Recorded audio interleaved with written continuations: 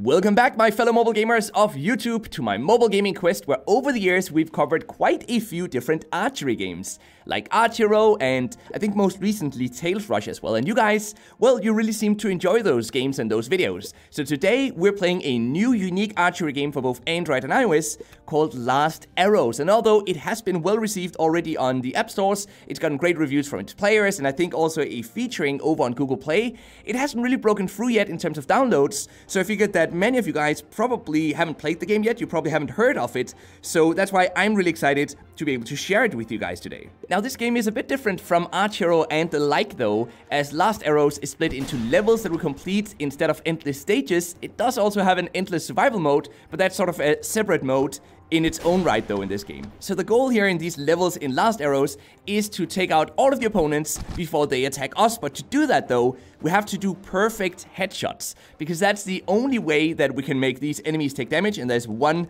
enemy left. Let's aim and take it out. There we go. We aim at enemies by swiping and holding down in the bottom half of the screen, by the way. And if we're good enough, we'll even be able to hit multiple enemies as our arrows can penetrate. And I think you guys saw that in the beginning of this level here. We do also have a few abilities that can help us, by the way, such as one that slows down time. I'll show you guys that in just a sec. Let me show you how that works. So I can tap over here, and now time has slowed down, and that, makes it easier for us to aim. You can see how slow our arrow is actually flying through the air. And now the goal, of course, is just to take out all of the enemies using these skills to help us. We also have another skill that helps us to aim more precisely. Now this is a bit tricky to see, I imagine, in a video, but if you click this skill, it basically makes the controls less sensitive for a while. We're also gonna unlock a lot more of these abilities over time, as you can see here in the progression menu, like one, for example, that makes us shoot 3 arrows at a time, or even 2 arrows at a time, which is gonna unlock at level 53. And we have one coming up here, actually, an arc shot, shoots an arrow in an arc, and that one unlocks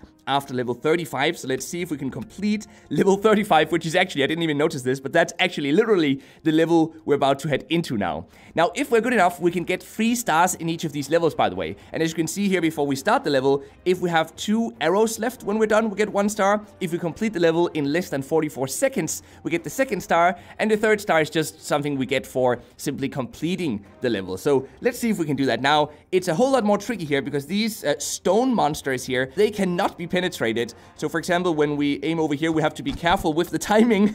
Oh man, that was really close. And I don't yet know how on earth we're gonna be able to attack the ones behind this stone golem here. It seems impossible, right? Because if we shoot one of these stone golems, as you can see, it makes them stand still, and there's nothing we can really do.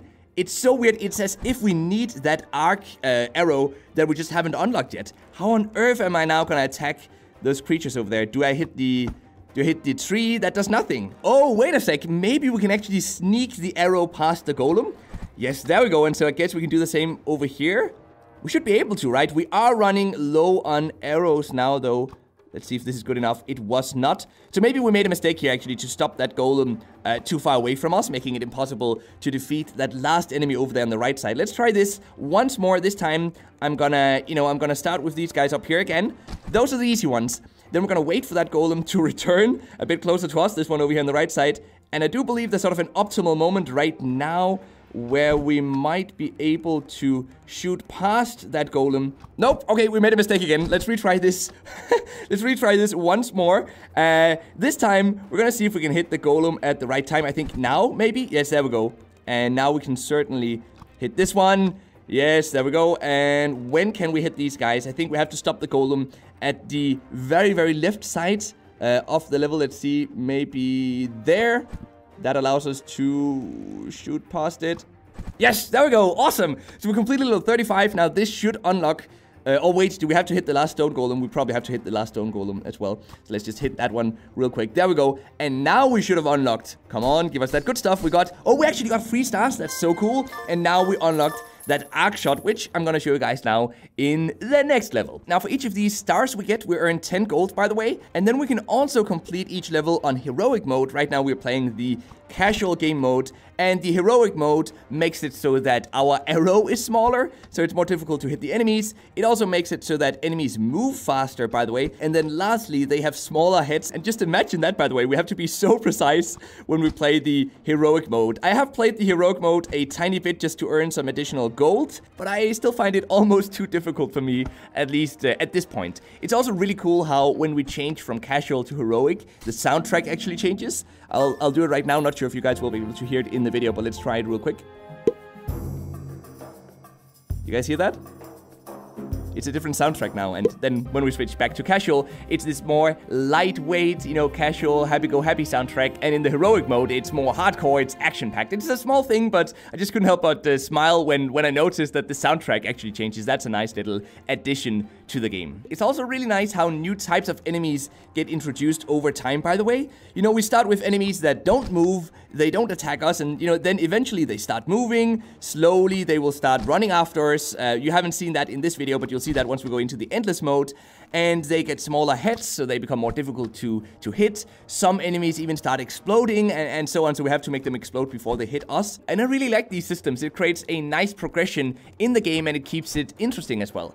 Now let's try going into the survival mode, by the way, because I want to show you guys just how difficult that actually gets. But first though, I'm gonna collect some of this gold that weren't here, because that will allow us to buy a new hero if we go in here to the hero screen, and we very soon have enough for this one, which costs 6,000 gold. But for now, I'm gonna buy the elite archer for 1,000 gold. He has a slightly higher rate of fire and a slightly higher movement as well, so this should definitely help us once we now head into the survival endless mode. Now, these developers are also promising additional game modes that will be added, quote-unquote, soon, which I'm not really sure will ever happen though, as the game isn't brand new anymore. It is new on the international markets, so on the App Store and on Google Play, but it actually released back in 2018 in China, so time will tell if we'll ever see those updates. One thing I really find interesting about this survival mode, by the way, is that it isn't actually an endless mode. I mean, the survival mode is endless, don't get me wrong, but typically in an endless game, you have unlimited amount of ammunition, so for example, arrows in this case. But here in this survival mode in Last Arrows, we have a limited amount of arrows, so that if we just shoot randomly around, we'll die very, very quickly because we won't be able to continue hitting enemies. So that's a nice little twist, and it's what makes this game mode a survival game mode and not an endless game mode. And I really appreciate that. It means that the endless mode isn't just completely casual. In fact, it's far from. I mean, this might actually be the most hardcore game mode of them all. Now, as for the monetization, by the way, sometimes we're shown in advertisements that can be instantly skipped, and we're shown those ads between levels. Not between every level, but it happens every maybe 5 or 6 levels in my experience. But we do have a $2 in-app purchase to remove those advertisements though, and then we can buy individual characters if we don't want to grind it off gold. We can also buy those instantly for real-life money. The cool thing here though is that every character can actually also be bought for gold. So if you play the game long enough, it will be grindy, but if you play it long enough, you can actually buy all of them for in-game gold, which is pretty rare to see. There's typically at least one or the 2 best characters that you can only buy for real-life money in these types of games. So overall, this is a neat indie archery game with a decent amount of content to dive into, characters and skills that keeps the game fresh and interesting, and a very consumer-friendly monetization system. Let me know what you think about Last Arrows in the comments though. Do you agree or disagree with my views and opinions on the game? Or have you already tried it yourself? Let's discuss that, and then I will move on now to the mobile gaming news of the day, which is that we now know that Blizzard's Diablo Immortal will enter alpha testing in 2020, so this year already. We know this because Activision Blizzard announced it in the latest investor meeting, but we don't yet have a full release date, and we don't yet know in which countries we'll be able to participate in the alpha from, and we also don't know exactly when the alpha starts, honestly. I will of course try to get myself into some of the early phases of testing of this game so that I can share my first impressions of the game with you guys. So if you haven't yet, then consider subscribing and hitting that notification bell so that you can stay tuned for that.